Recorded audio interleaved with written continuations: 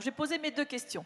La première qui concerne le handicap, parce que j'en ai pas du tout entendu parler et je trouve que dans une société où vous parlez d'équité et dans le milieu rural, puisque je vais reparler, puisque je suis maire d'un village de 350 habitants, j'ai encore une enfant qui est polyhandicapée, qui a le droit à une AVS, qui n'est toujours pas nommée à ce jour.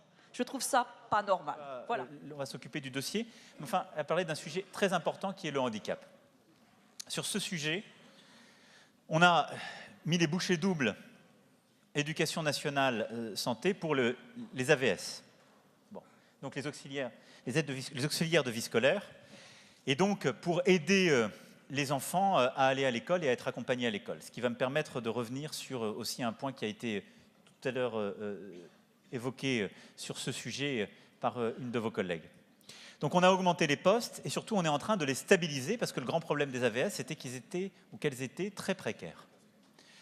On n'a pas encore réussi à répondre à toutes les situations, donc il y a encore des manques. On continuera, moi j'ai pris l'engagement, y compris budgétaire, d'apporter des réponses. Là-dessus, il faut qu'on travaille. Elle était avec le président du conseil départemental qui a dû filer aussi manifestement, mais donc vous lui transmettrez, mesdames, messieurs, pardon, il est où? Il est là-bas, monsieur le président du conseil départemental. Les choses. Non mais le sien, je crois pas que c'était vous, c'était un autre président de conseil départemental.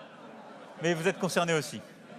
Il faut qu'on arrive à trouver une solution commune pour réussir à faire du portage salarial. Pourquoi? Parce qu'aujourd'hui, quand l'éducation nationale propose, et même qu'elle stabilise un poste pour une AVS, elle ne le propose que sur le temps scolaire. Or, vous êtes payé environ au SMIC. Ça veut dire que l'État, aujourd'hui, embauche des gens au SMIC à temps partiel. Ce qui est typiquement les situations que vous avez à juste titre dénoncées.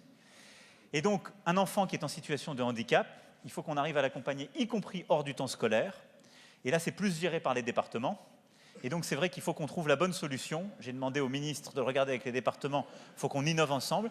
Mais il faut qu'on arrive à embaucher des auxiliaires de vie qui ne soient pas que scolaires, mais pour les jeunes en situation de handicap, qu'on les accompagne et qu'on propose à celles et ceux qui font ça un emploi au SMIC à temps plein au moins. C'est le seul moyen de réussir à les qualifier et c'est le seul moyen de les garder. Parce que pourquoi souvent il n'y a pas de solution?